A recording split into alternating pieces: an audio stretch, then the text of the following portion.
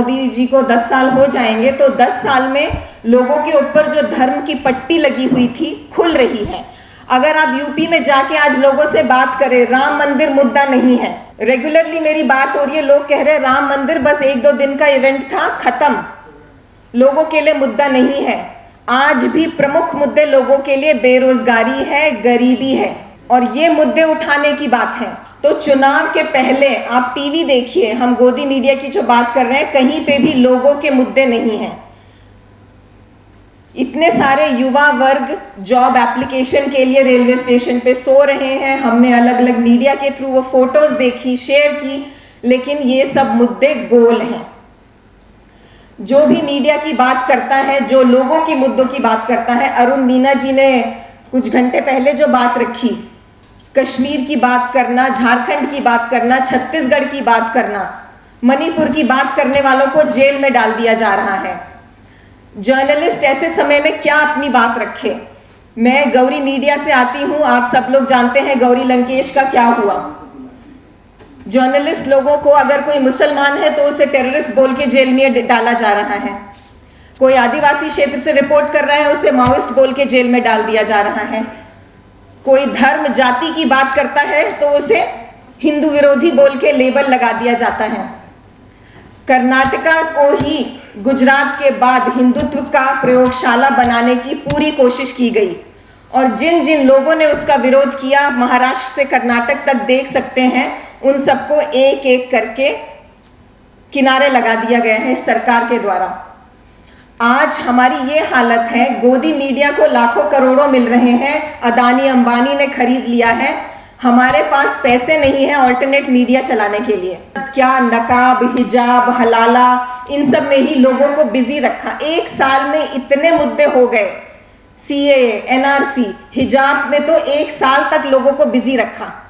और कहीं नहीं, कर्नाटका में इन्होंने धर्मांतरण कानून भी ले आए, ईसाई समाज की प्रेयर सभा डिस्टर्ब की, मुसलमानों को परेशान किया, बेटी बचाओ बेटी पढ़ाओ की बात करते हैं और लड़कियों को पढ़ने के जो उनके पास ऑप्शंस हैं वही कम करते जा रहे हैं। इतनी सारी हमने पीयूसीएल के साथ रिपोर्ट की थी इस पे, हिजाब इशू पे, इतनी सारी लड़कियों ने अपना नाम कटा दिया। कई सोच रही हैं कि अब मतलब हम एक हिजाब को इस तरह का एक इशू ऐसा समझते हैं, ठीक है हिजाब ही तो है, हटा लो, लेकिन उनके लिए ऐसा है कि आप एक महिला से पूछे जो हमेशा सूट और सलवार पहनती है, उसे बोले एक दिन अब तुम जीन्स ही पहन के जाओ या अब तुम शॉर्ट्स ही पहन के जाओ, तो ये उनके लिए बहुत बड़ा इशू था। और कई परिवारों में इतने रिस्ट्रिक्शन के बावजूद उनको पढ़ने का मौका मिलता है और आप वो भी उनसे छीन रहे हैं। तो मुस्लिम समाज इतना ज़्यादा परेशान था कर्नाटका में, प्रगतिशील वर्ग के साथ जुड़ के ये एक कर्नाटका में बहुत अच्छी पहल जो हुई, जो मैं कहूँगी, तो इसीलिए हम निराश नहीं होना चाहिए। बहुत सारे लोग जुड़े और उन्होंने कहा हम इस बार कर्नाटका में बीजेपी को हरा के रहेंगे। और आप शायद इसको जानते होंगे, वेकअप कर्नाटका नाम से जो कैंपेन चला था, एद्देडू कर्नाटका, उसमें सब प्रगतिशील वर्ग एक साथ आए। उन्होंने कहा कि ऑपोजिशन जैसी भी है, जितना भी करेगी, अब जनता को ऑपोजिशन बनना है। हम सिर्फ कांग्रेस, जेडीएस, समाजवादी, बीएसपी के भरोसे नहीं रह सकते हैं। अब वो समय गुजर गया है। उन पार्टियों का कोई केडर जमीन पे नहीं है, ये सिर्फ कुर्सी वाली पार्टियां हैं, ऑर्डर देने वाली पार्टियां हैं। ठीक है, उनके राज्य में हमारी इतनी बुरी हालत नहीं थी, लेकिन आरएसएस की जो मशीनरी है, जो 24/7 इलेक्शन मशीनरी है, जो स्टेट लेवल के हर एक डिपार्टमेंट में घुसी हुई मशीनरी है, उनसे आप इलेक्शन से नहीं लड़ सकते हैं।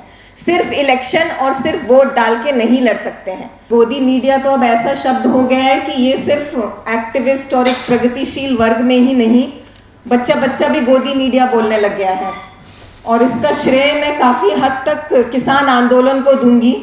किसान आंदोलन की वजह से लोगों में इतनी ऊर्जा आई और इतनी एक लेवल ऑफ जागृति आई उन मुद्दों को लेके, क्योंकि इस देश का हर इंसान किसी ना किसी रूप में कृषि से जुड़ा हुआ है, उनके घर का कोई ना कोई मेंबर कृषि से जुड़ा हुआ है। और अगर आप लोगों ने अभी CSDS लोक नीति का जो सर्वे आया है, उसमें आपने देखा होगा बहुत सारी चीज़ें हैं, लेकिन 2 बहुत महत्वपूर्ण चीज़ें हैं। पहली बात कि इस देश के लोग 79% लोग अभी भी प्लूरल इंडिया चाहते हैं। जो एक बात जो हिंदू राज्य और मंदिर वहीं बनाएंगे, मंदिर बन रहा है, राम मंदिर की बातें हो रही हैं, तो इस बात इतने नेगेटिव माहौल में भी हम इस बात की एक थोड़ा सा सुकून है कि इस देश के नागरिक अभी भी एक प्लूरल इंडिया, जो समरसता वाला भारत है, वो उनको चाहिए। तो मैं इसी से शुरुआत करना चाहूँगी। इतनी नेगेटिव भी नहीं कहूँगी, हम ऐसे माहौल में ही रह रहे हैं, हम डिक्टेटरशिप में रह रहे हैं, इसमें कोई दो राय नहीं है। सुबह से हम इसी पे चर्चा कर रहे हैं, क्या क्या मुद्दे हैं, मुद्दों की कमी नहीं है। दूसरी चीज़ जो मैं बोलूँगी, CSDS लोक नीति के सर्वे में ये आया है कि लोगों को किसान आंदोलन के बारे में क्या लगा। 80% से ज़्यादा लोग किसान आंदोलन को असली आंदोलन मान रहे थे, जो कि सरकार ये प्रूव करने में लगी थी कि ये कॉन्स्पिरेसी है, ये खालिस्तानियों का आंदोलन है, ये धर्म प्रेरित आंदोलन है। तो आप लोगों को कुछ हद तक ही बरगला सकते हैं, लोग समझ रहे हैं। गौरी लंकेश जी की हत्या 2017 में हुई थी, उसके बाद 2018 से हमने ये डिसाइड किया कि इसे हमें कंटिन्यू करना है। बहुत सारे प्रगतिशील लोग देश भर से आए कि ये बंद नहीं होना चाहिए, क्योंकि आज के समय में जो रीजनल मीडिया है, जो लोग अपनी भाषा में अपनी न्यूज़ सुनना समझना चाहते हैं, उनको चलाने के लिए ना तो रिपोर्टर है, ना पैसा है, रिसोर्सेज ही नहीं है। कई लोग अपनी अपनी संपत्ति लगा के अपना जो कुछ है या मुफ्त में काम कर रहे हैं। आज के समय में जो मार्जिनलाइज मीडिया है, या तो सिर्फ यूट्यूब पे चल रहा है, और उस मीडिया को देखने वाले लोग कितने हैं? बहुत कम लोग हैं। लोगों के घर घर में गोदी मीडिया घुसा हुआ है, लेकिन लोग उससे भी ऊब चुके हैं। आज के समय में गिने चुने जो चैनल्स हैं, कन्नड़ा में ही गिन के शायद सिर्फ 4 चैनल होंगे जिन्हें हम ऑल्टरनेट मीडिया बोल सकते हैं, लेकिन उनकी पहुंच इतनी कम है। उनकी पहुंच बढ़ाने के लिए, ऑल्टरनेट मीडिया खड़ा करने के लिए बहुत सारे अटेम्प्ट किए जा रहे हैं, लेकिन आज ये समय आ गया है, हम फायर फाइटिंग कर रहे हैं। मीडिया, ऑल्टरनेट मीडिया हो के भी हम आज इस इशू के बारे में कवर करते हैं, कल कुछ और हो जाता है। कवर करने के लिए भी हमारे पास इतने मुद्दे हैं कि हम क्या क्या कवर करें, लेकिन जनता को भी, जनता का अटेंशन स्पैन इतना कम होता जा रहा है कि हम अपनी आवाज़ लोग सुनने को तैयार नहीं है। तो आज मीडिया अपने आप से भी लड़ रहा है, और जो सरकार है उससे तो लड़ ही रहा है। सब ये जो इतना हम इसको जो मोदी मीडिया, गोदी मीडिया कहते हैं, उसकी वजह से हमारी आवाज़ें इतनी दबाई जा रही हैं। मैं एक डेटा आपके सामने रखूंगी। एक रिपोर्टर्स विदाउट बॉर्डर्स है, जिसकी हर साल रिपोर्ट आती है कि हर देश का लेवल क्या है। आप गेस कर सकते होंगे कि इंडिया उसमें किस स्तर पे है। आउट ऑफ 183 इंडिया का पोजीशन 161 है, और जो हम बाकी देशों से कंपेयर करते हैं, हमेशा पाकिस्तान जाओ ऐसे नारे आपको कहे जाते हैं। पाकिस्तान, बांग्लादेश भी हमसे ऊपर है। तो इस कंडीशन में आज देश का मीडिया है। तो मैं बहुत ज़्यादा नहीं बोलूँगी मीडिया के बारे में, आप सब जानते हैं। अभी मैं कुछ भी बात बोलूँगी वो प्रीचिंग टू द कॉयर है, आप सब उन मुद्दों के बारे में जानते हैं। लेकिन हम एक चीज़ जो देख रहे हैं लोगों में, जब भी हम लोगों के बीच, मैं सिर्फ गौरी मीडिया से ही नहीं, जन आंदोलनों से भी जुड़ी हुई हूँ, आप लोगों के पास जाइए। ये नहीं है लोग ब्रेन वॉश हो चुके हैं और सभी मोदीमय नहीं हैं। लोग भी इन सब से दुखी हैं, लोगों को भी चेंज चाहिए, लेकिन उन्हें कोई क्रेडिबल ऑपोजिशन नहीं दिख रहा है।